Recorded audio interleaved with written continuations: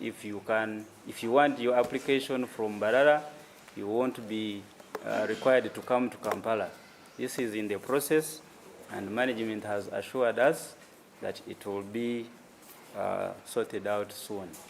I thank you.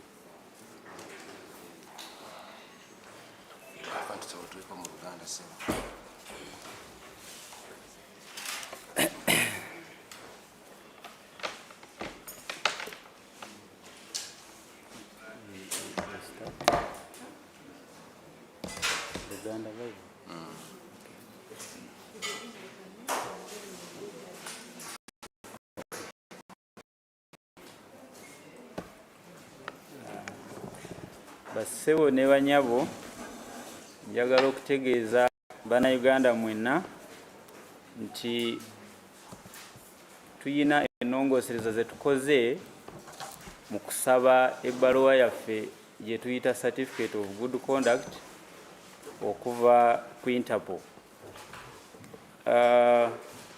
Bulijjo kibadde kitutwalira ennaku 7 okufuna ebbaluwa eno okuva ku lunaku lwe bakugyeko ebinkumu, naye mu nnongoosereza gye twakoze ojja kuba osobola okufuna ebbaluwa eno mu nnaku 5.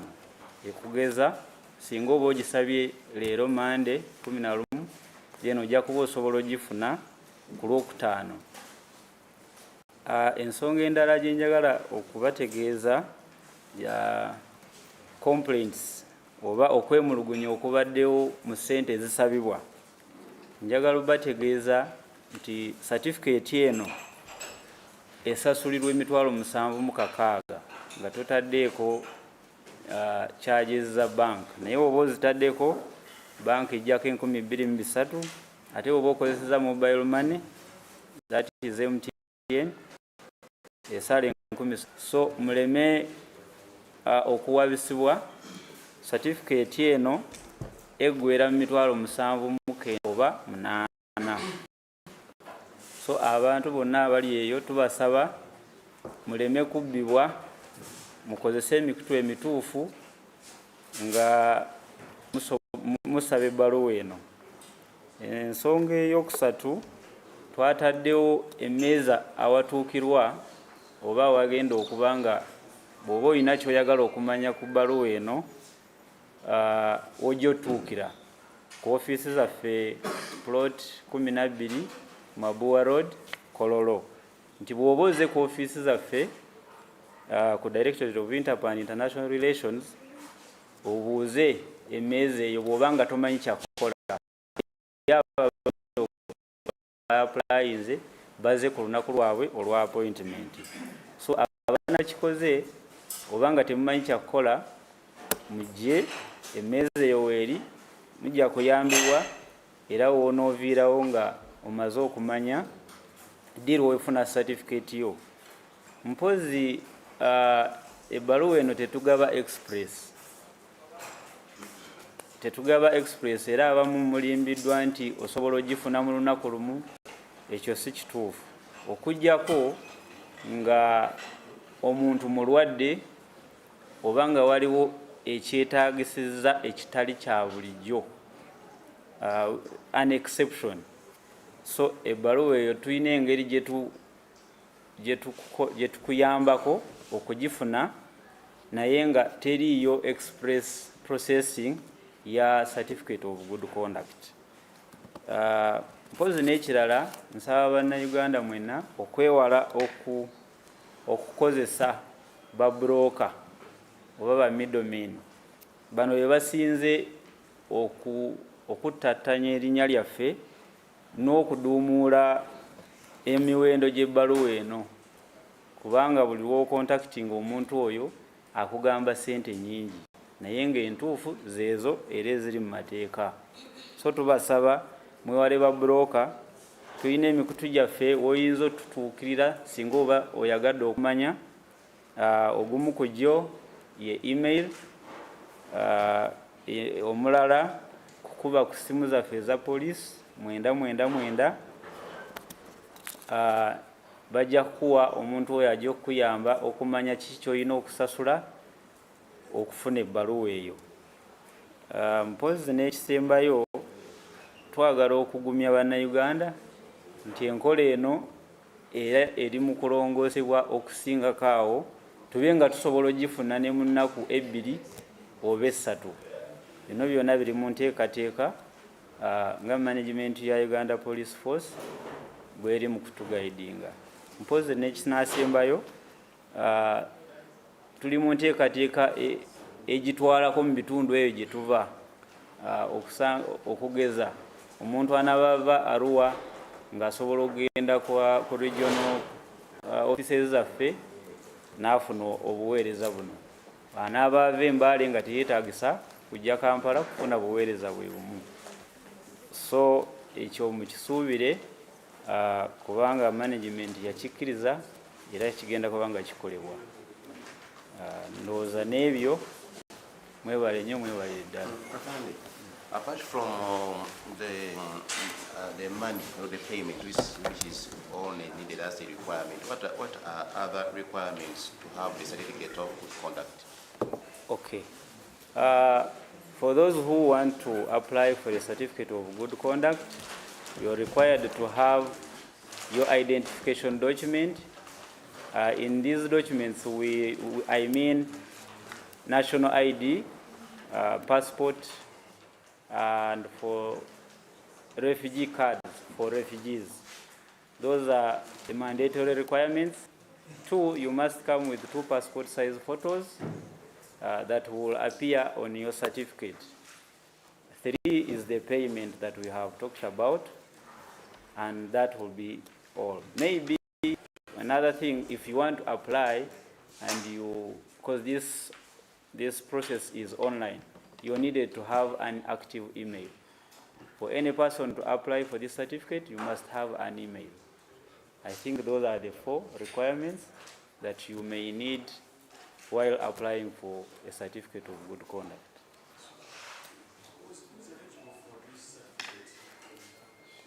In Uganda, any person above 14 years, because below 14 years, you are minor, we don't lift your fingerprints.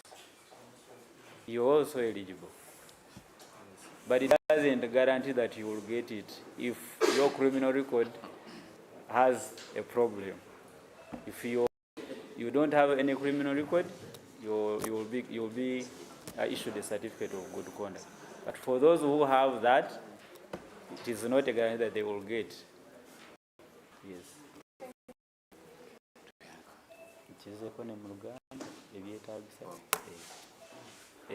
Kwaba beetaaga ebbaluwa ya Interpol, weetaagisibwa ebintu 4 wammanga. Ekisookerwako ye email. Email gye tukozesa okwapulayinga online.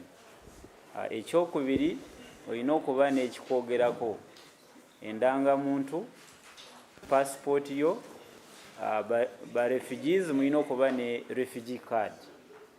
Then n'omuwendo gw'ezo ssente ogw'emitwalo 7 mu 6 n'obufaananyi 2. Ojja kuba osobola okuweebwa ebbaluwa eyo. Buli munnayuganda n'abo be tuyita refugees bakwalifayinga okufuna ebbaluwa eno. Ne bw'aba nga mugwira naye ng'amaze muno emyezi 6 aba akwalifayinga okufuna ebbaluwa eyo.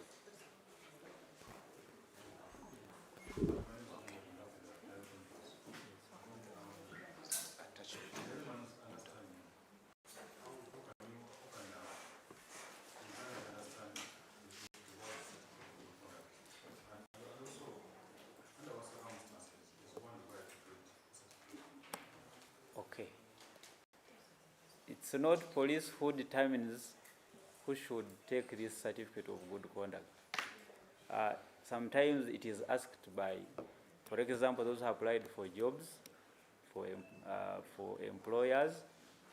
Sometimes are those who are going to travel, and their companies, or where they are going, they are requested to check their criminal background within the country where they come from. Sometimes those people are applying for citizenship in other countries.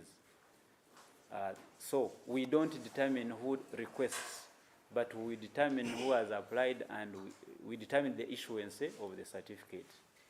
Yes. The first question was, how can I simplify the word in Uganda? A certificate of good conduct is issued after you have been, if your criminal record has been checked and you have never committed any offense in this country. So if you know you have something on your name, not all who have committed have been convicted. Those who have committed and they have not been convicted, you qualify to get these certificates. But if you have ever been convicted, you cannot issue, because that's not a good conduct. Yes.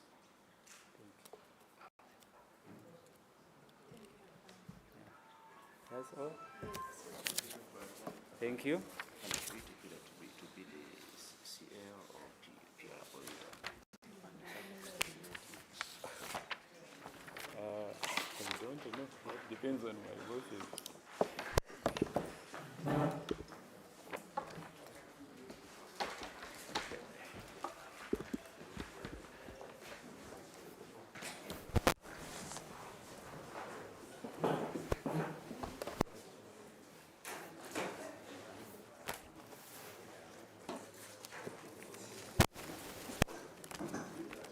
A very good morning to you, colleagues from the media and all our audiences out there. Good morning. My name is... Thank you. My name is Jennifer Karule Musamba. I'm the Principal PRO for UNEB, and I bring you greetings from the Executive Director of UNEB, Mr. Dan Nokrach Odong, and the entire management and staff of UNEB. Today, as we speak right now, the board is assessing the last in the series of 4 examinations that we've had to conduct this examination year. This is the Uganda Advanced Certificate of Education, USCE, and the candidates are already writing their first papers this morning. The arts candidates are writing history, paper 3 and paper 4, while the sciences candidates are writing mathematics, paper 1. Like the previous examinations, that is UCE and PLE, this examination is also being conducted under the same theme of embracing security and holistic assessment of learners in a dynamic environment.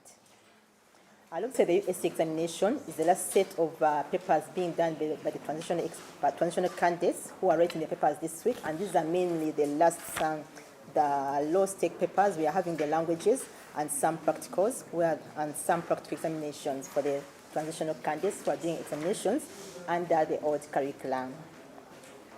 As a board, we are happy to report that the 4 sets of examinations have been conducted successfully, and we did have a successful conduct of the POE last week, and we're also happy to report that the first ever new lower secondary curriculum assessment for the new curriculum was also conducted successfully. There were a few glitches here and there, but these are being handled by police, and investigations are going on in the various cases. On the whole, we are happy to report that the UC examination for the new curriculum was successful, and we would like to thank all those who have been part of this process. This includes the security personnel, all the professionals who were I beg your pardon, security personnel, as well as all the other professionals who are with us, who are deployed to conduct the examination countrywide. The next set will be now working out the assessment or the marking at the various marking centers, which we shall inform you of as in due course. To give you an overview of the USC examination, we have 142,009 candidates who did register for this examination. This is as compared to 110,569 candidates who registered last year, and this indicates a percentage increase of 22.1%. These are rating from 2,634 centers, and the conduct of the examination will go on until December 6, 2024. 25.1% of these candidates are sponsored by the government under the Universal Post-Level Education and Training Program. The other main candidates, that is 74.8%, are being privately sponsored on their own. In terms of gender, we have 61,968 candidates, that's about 43.6%, who are females, while 80,5 80,041 candidates, that is 56.4% being male candidates. We have been able to contract 991 personnel to oversee the examination, as well as 470 security personnel. The others are the professionals who include invigilators as well as the scouts at the various centers. Last week, we had an unfortunate incident where we lost a candidate who was a sickle seller from one of our primary schools. This was in Kasanda, and the school is called Lubumba Primary School, that is in Kasanda. The candidate did write their first papers on day 1. However, on day 2, they were not able to make it. They reported dead on the morning of day 2. As a board, our condolences go out to the staff and the fellow candidates, as well as the family members of the candidate. A brief security overview of the examinations. There were a number of cases with examination malpractice, and some of these have been reported to police, and investigations are going on. I'll just give you a few highlights. In Niganga, the police recovered 97 candidates from Tesoview Guest House, which is in Niganga, and these are candidates the candidates are from New Hope Children's Center in Bugweli District. They were registered to sit for PLE at Kasozi Primary School in Jinja.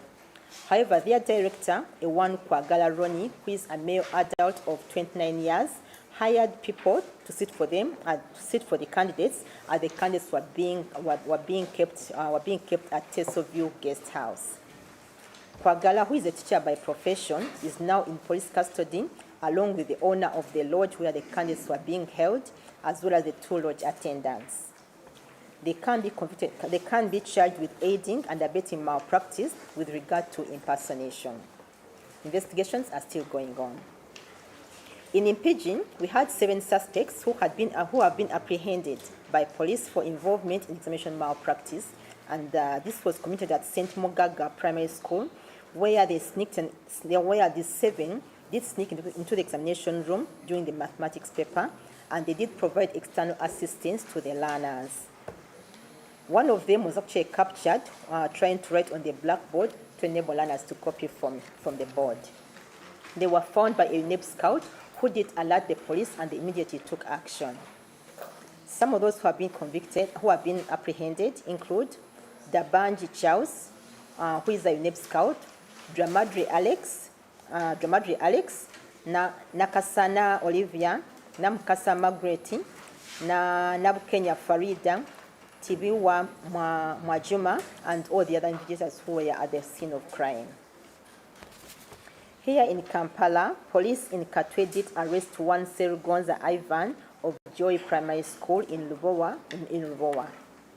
Serugonza, along with one other who is still at large, were said to be teachers at Joy Primary School, and they were found in the washrooms of the children trying to disguise themselves as cleaners.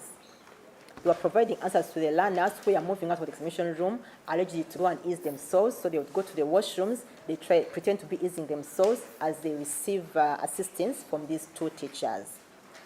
A scout noticed the train and went to the washrooms and managed to get one of them, and the other one is at large. Serugonza later did confess that he's actually a math teacher in the same school, and the police is investigating the matter.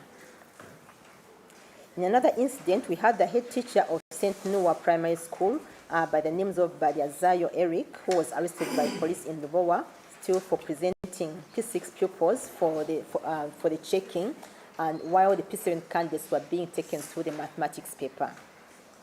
This was on the morning of the mathematics paper, and the whistleblower did inform our scout, who found them in the act. The head teacher was arrested along with 2 others who were found on the scene of crime.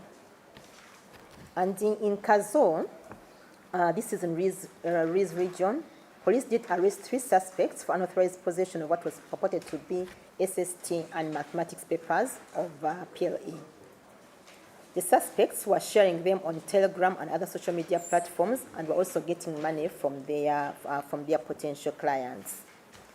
Suspects are now under custody, and they include Chihimba Fred, director of Bugarihe Standard Primary School in Ramikoma, Sub-County, Kazo District, Ntibasima George, who is the head teacher of Garihe Standard Primary School, Remikoma still in Kazo District, and Akakinda Raymond, who is a teacher of Gahire Standard Primary School in Remikoma still in Kazo District. The police is continuing with investigations. There are other cases which are still being compiled, and as a board, we want to continue to caution all those who intend to get involved in malpractice to please desist from the practice, because we have so many whistleblowers out there, as well as people who are on the alert to get anybody who would want to distract this examination.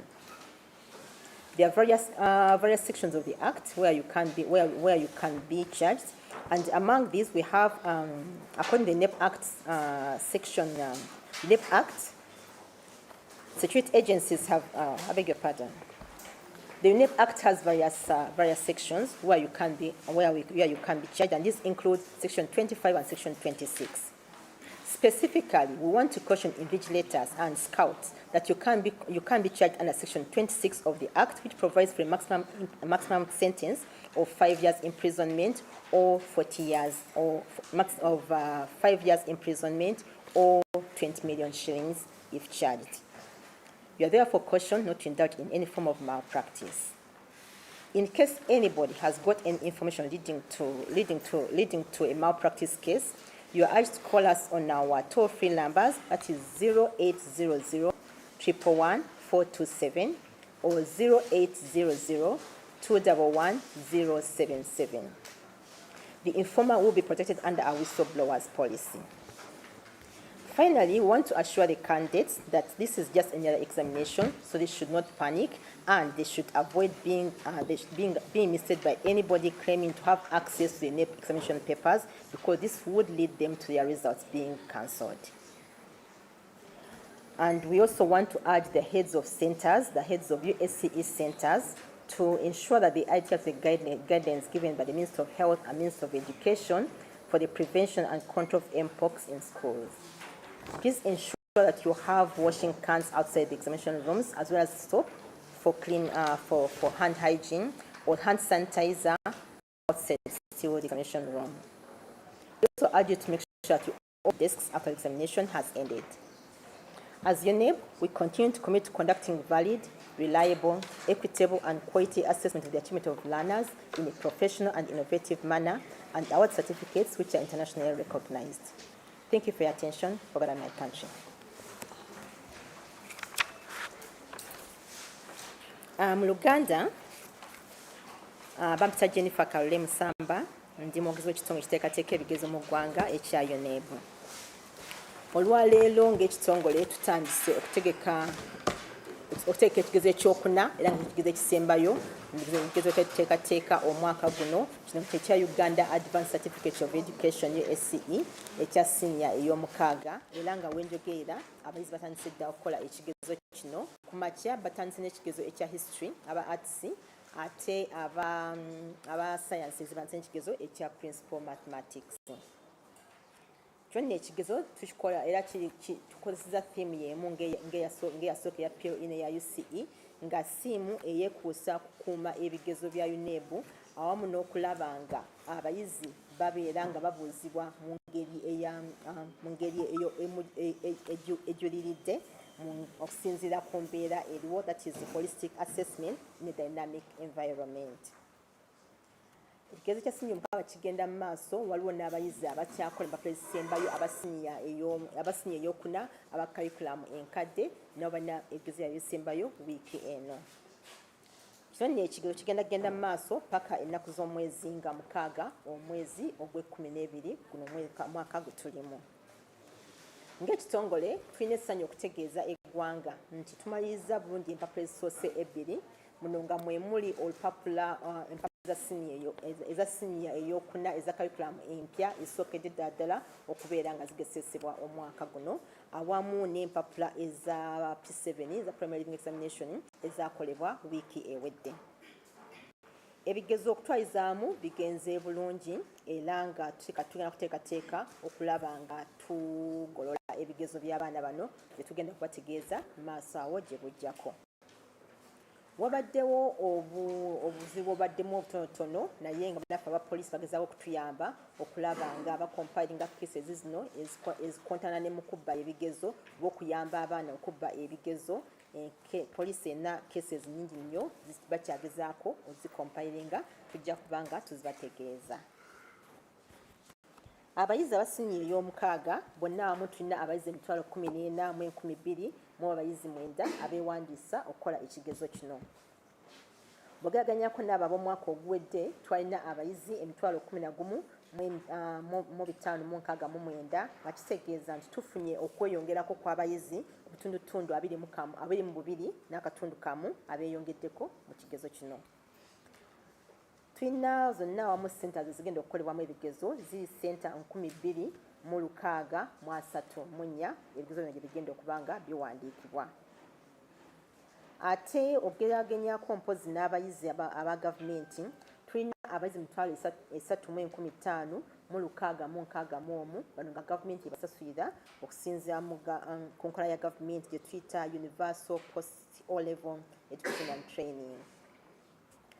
Abayizi abalala 10,648 bano besasulira bokka na bokka. Mu terms of gender oba mu gyekika ky'abantu tulina abayizi abakyala bali ebitundutundu 43.6 be bayizi 61 rather be bayizi 6,968 be bayizi abakyala. Ate abayizi abalenzi tulina abayizi 8,000 mu abayizi 41 tundutundu 56 mu butundutundu 4 ku buli rather that is 56 n'obutundu 4 ku buli 100 be bayizi abalenzi. Bonna awamu tufunye tulina abagenda tuyambako okulaba ebigezo bino tulina ba scouts na invigilators bali 991 bakuno bayambibwako bannaffe aba security abali 47 abatuyambako okukuuma ekigezo kino bitundu by'eggwanga ebitali bimu.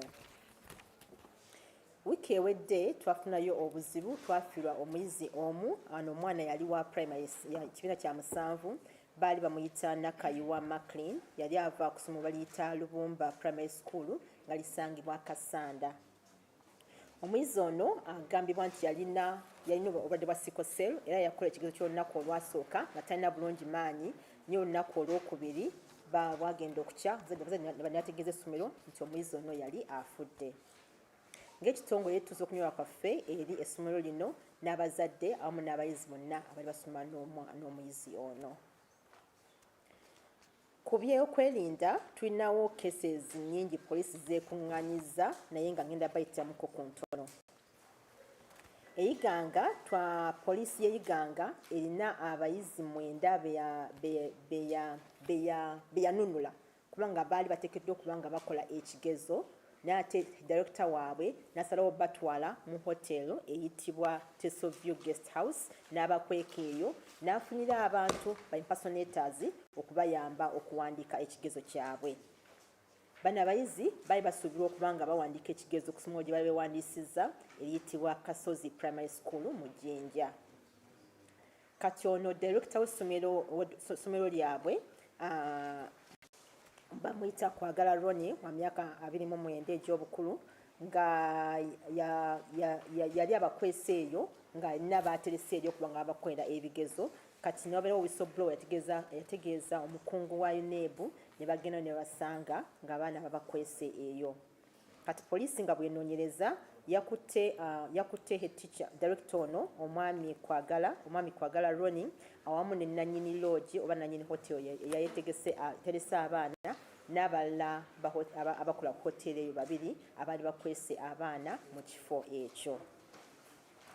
Bano singa bayinza okuweebwa omusango ogw'okuba nti bagezaako okuyamba abayizi okuyita kyo kye batali bali abali ba impersonating nga bawandiika ekigezo. Ate empigi tulinayo abateeberezebwa 7 bano nno nga bakwatibwa poliisi nga bazza omusango ogwogezaako okuyamba abayizi okukola ekigezo ekya UNEB ekya mathematics ku makya olunaku olwasooka. Bano bali ku ssomero eriyitibwa St Mugaga Primary School gye bayingira mu kirasi y'abayizi nga bakola ekigezo ne bagezaako okubayamba nga n'omu ku bo yali yalabibwako ng'awandiika ku lubaawo ng'awandiika answers ku lubaawo abayizi okusobozesa abayizi okukoppa. Bano nno bakwatiddwa basangibwa omuscout wa UNEB ne batwalibwa ne bayita poliisi n'ejja mu bwangu ddala nesobola okubanga ebakwata. Abamu ku bano kwe kuli Davangidaus ono naye nga yali mu scout wa UNEB kyakunyolwa nnyo ate nga omulala kwa yali Dramarid Alex, Nakasana Olivia, Namukasa Margaret, Nabukenya Farida, Tibiwa Mujuma awamu ne ba-invigilators bonna abaali bateekeddwa ku ssomero eryo okulabirira ebigezo. Wano mu Kampala, poliisi y'e Katwe yakwata omuntu omu gwe bayita Serugonza Ivan ono nno nga wa ssomero eriyitibwa Joy Primary School erisangibwa e Lubowa. Serugonza ono kigambibwa nti nno yali ne munne eyatoloka nga poliisi ekyamunoonyereza. Ono nno bo basangibwa bagenda mu bigo by'abayizi gye bagenda ne be disguisinga nga beeyita nti baali balongoosa bigo by'abayizi abo kakati ne bagezaako nga bawa abaana answers z'ekigezo kya mathematics ekyokubala. Abaana bavanga mu classroom gye bakola ebigezo ne babeera nga bagenda mu bathroom okweyamba then ne bageza bafuna answers ne baddayo ne bakola. Kati omuscout n'anotisinga nga waliwo train eteri ya bulijjo n'agendayo kwe kusanga bano ababiri nga balagirira abaana era omu ku bo ne bamukwata omulala n'asobola okudduka. Serugonza ono oluvannyuma yagamba omuscout n'akkiriza n'agamba nti tiyali clean, tiyali mulongoosi w'ebinaabiro naye yali omusomesa wa mathematics yayagezaako okwebuzaabuza asobole okulagirira abaana. Ate mu ngeri endala mu kifo ekirala omusomesa wa St Noah Primary School ono nga era eno Lubowa ono kumpi ne Kampala, poliisi nayo yakwata omusomesa wa St Noah Primary School Balyazayo Eric ono bamukwata nga ya presenting nga yawaayo abaana mu kiseera kino ekisooka nga bakebera abayizi okuyingira. Yatereka abaana ba P7 nga najja gyabalagirira waliyo gye babasomera gye bajjamu olupapula lwa mathematics n'awaayo abaana aba P6 ne basimba layini ne babeera nga babakebera. Kati waliwo whistleblower omu eyategeeza scout waffe teacher ne bamuyita ne bamubuuza abaana gye bali n'asooka ne yeegaana naye oluvannyuma n'abatwala abaana abatuufu gye baali nga bano abalaba P6 abaali beebuzaabuza nti be ba candidates be baali bakebera ne bafuluma. Ono nno omukwate ono ye Balyazayo Eric gwe baakwata era nga bamukwatira wamu n'abalala ababiri abaali eri abaali bagezaako okusomesa abayizi gye baali babakwese. Ate ekazo mu kifo ky'e Rizi waliyo abantu basatu abakwatiddwa olw'okuba nga balina opapula olw'okukozesa ku kigezo kya UNEB ekya SST n'ekyokubala ekya PLE nga bano baalinga bagezaako okuzigabana ku mutimbagano ogwa Telegram awamu awamu ku social media platforms nga baali bakoze ka group nga bagezaako okuggyako abantu essente ne bababuzaabuza ne babagamba nti bagenda bawa empapula ezo. Bano nno abakwate mwe muli Kihimba Fred ono nga director w'essomero liyitibwa Bugarihe Standard Primary School Rinkoma sub-county ekazo nga mulimu Ntibasiima George naye nga head teacher wa Bugarihe Standard Primary School ssomero lyerimu ekazo awamu ne Akandiha Raymond omusomesa still ku ssomero lyerimu ekazo awamu naye nga Remikoma ekazo district. Poliisi egenda mu maaso n'okunoonyereza tukwatagana ku musango guno. Twagala okutegeeza Abannayuganda nti omusango gwonna ogwekuusa kubeera nga olina ekigezo ekiteeberezebwa okuba ekigezo kya UNEB ku social media oba nga lupapula lukalu bayinza okusiba emyaka egiyinza okuwera 5 oba okuwa engasi ya $2,000,000. N'okwogera bategeeza nti okola kye tuyita sharing ku social media nagwo omusango gwa naggomola. so singa kiba kizze ku ssimu yo naawe n'ogenda mu maaso n'okiweereza omuntu omulala naye basobola okukwata ate singa bakisanga ku ssimu yo naawe obeerawo mu kwabo ababalirwa okubanga olina olupapula olwo mu bukyamu unauthorized possession.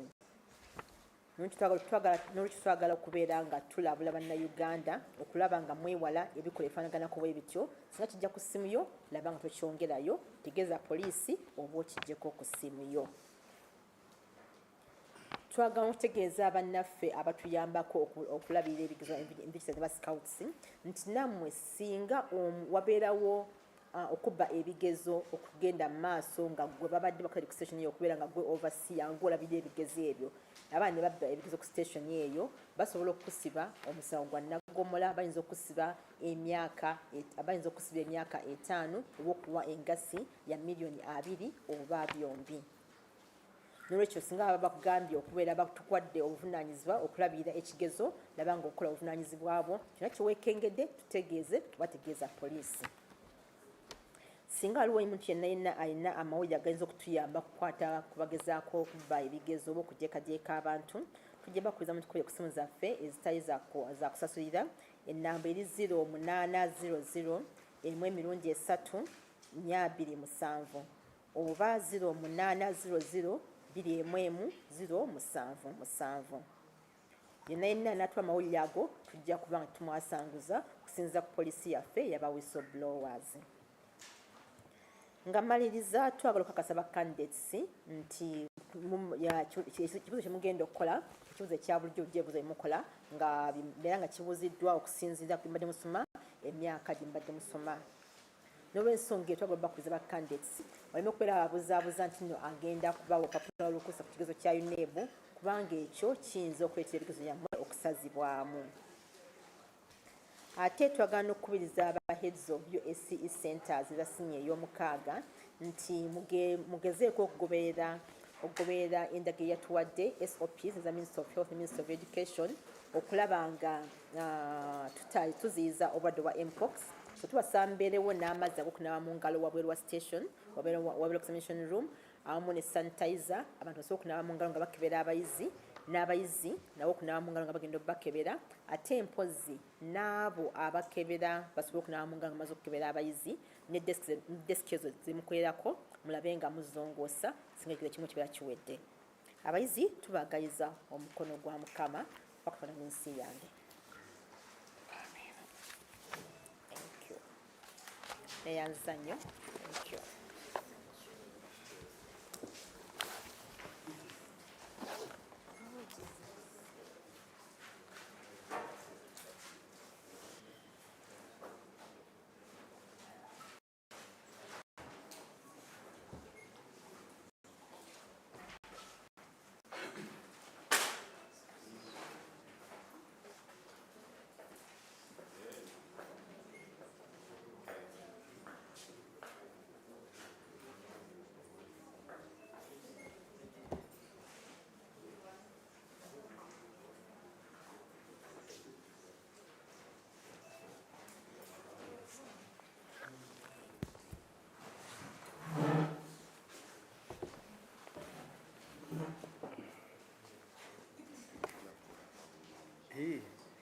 Kofira, is it okay here? Good morning, all our viewers. Good morning to our listeners and also to the Fourth Estate attending to us today. The presser of 11th November, we have a number of issues to share. The first, as police, we have observed consistent patterns of criminals sedating bus passengers. On 5th November, we registered a case where one Vaskana Amon, aged 24, was drugged on a Jaguar bus company, registration number UBN 3070, and subsequently robbed of his belongings. By the time we were compiling this information, he was still receiving treatment. Then on the following day, on 6th November, at around 5 p.m., 3 passengers on another Jaguar bus, registration number UBN 2630, traveling from Kampala to Kigali, were also sedated and robbed of their phones, cash, and other valuables. These victims were taken to Kabale Referral Hospital in a bad condition. In response to these incidents, as police, we are in discussions with the bus company management to address this growing issue. However, we urge the public to remain vigilant and cautious when eating meals during journeys. Most perpetrators of such offenses often deceive victims into consuming food and drinks laced with sedatives before robbing them. So we felt that we should share with you this information so that passengers take extra care. The second issue is that police yes, the story is about discovering of a stolen animal stuck in a car, but the message of police is bigger than that. On 8th November in Masaka, our teams, while on patrol, came across a Toyota Ipsum vehicle. When that was along Villa Maria Road in Chitante, Chirowoza. Now, the vehicle had 3 occupants. When our teams approached, they immediately jumped out and took off. So, of course, at first our team didn't know exactly why they were taking off. On approaching the car, they discovered that there was a dead black cow in the back seat, which is suspected to have been stolen. But the most important message is this one, that this incident underscores a troubling trend of perpetrators often hiding stolen animals in vehicle compartments to avoid detection. They get animals and they pack them in cars. In taxis, you find them in the Ipsums like this one, all sorts of small cars. And the smaller the animal, the better for them. But we are asking for vigilance. And now that we are heading for a festive season, the animals are on high demand. So we are going to be seeing these threats heighten. And we have also observed scenarios and common situations where animals are being transported in the night, and sometimes without clearance, without authorization, without the proper documentation. And all these people whom we have come across all feign ignorance. But we have asked our officers to be a little stringent because without stringent measures, we certainly are going to find this vice challenging. The other issue, this one has to do with our K9. On November 8th, police officers responded to a crime scene in Rembambi village, Mitozo Parish, Kashare sub-county in Imbarara district, where 4 goats belonging to one Akampa Yub had been stolen. When police introduced our K9, it located them where the animals had been slaughtered from, and the trail continued to the home of Chiza Alex, who is employed at a butcher shop in Rubindi. At Chiza's residence, our K9 managed to trace blood stains in front of his house, and he's currently under our custody. And good luck, he has also confessed. He has not given us a lot of headache. He admits to the commission of the offense. Here, the message is exploit the services of our canine unit. It is doing wonders. The photos are all shared. You will have them in on our platforms. We also registered on 7th November. We registered a case of arson in Bugema Zone, Kasubi Parish, in Kampala City, where we received a report that a victim identified as Juliet, a 35-year-old, non-employed, was allegedly set on fire by one Senfuka James and Mpanga Wilberforce.